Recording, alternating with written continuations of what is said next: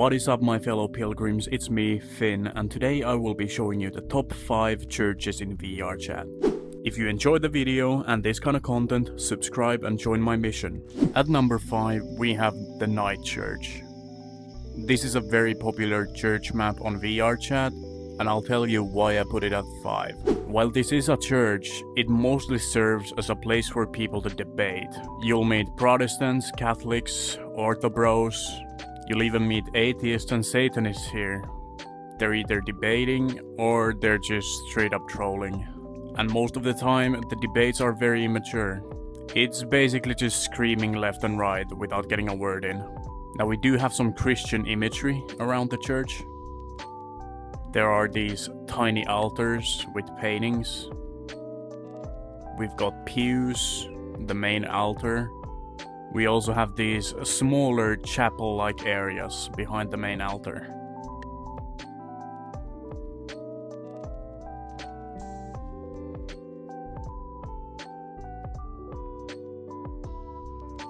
And that's about it for this church. Next, we have Holy, prayer and meditation. From outside, this world isn't that impressive, but that's not what we are looking at anyways. Inside the church, you're greeted with these instructions on how to use a Bible that's built in this world. And that is exactly the reason why I put this above Night Church. See, every pew has this Bible, and when you press on it, it opens up a menu with all 66 books of the Bible. You can press on whatever book you want, as well as the chapter, and it'll appear here, and you can scroll through it.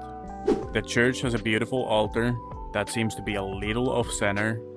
When you go behind the altar and press this book, you can choose to listen to some church hymns. This actually serves a purpose for Christians. You can read the Bible and listen to some church hymns here, and that's why it's number 4. At number 3, we've got the Orthodox Church of Saint Constantine in VRChat. The reason this is the 3rd church on my top 5 list is because they actually host events like Bible readings. When we enter the church, we're met with beautiful Orthodox iconography. This looks and feels like a traditional Orthodox church.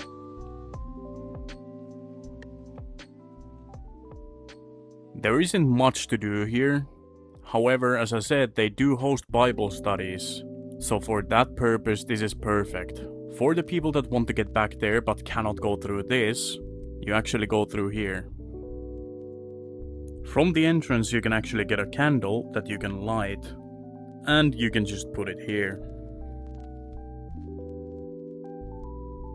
This church also has an office, which can be locked, and I know the passcode to this. And let's just say that the year of the Great Schism isn't probably the most creative password for an Orthodox church. Now if you go here, you have a coffee hour room.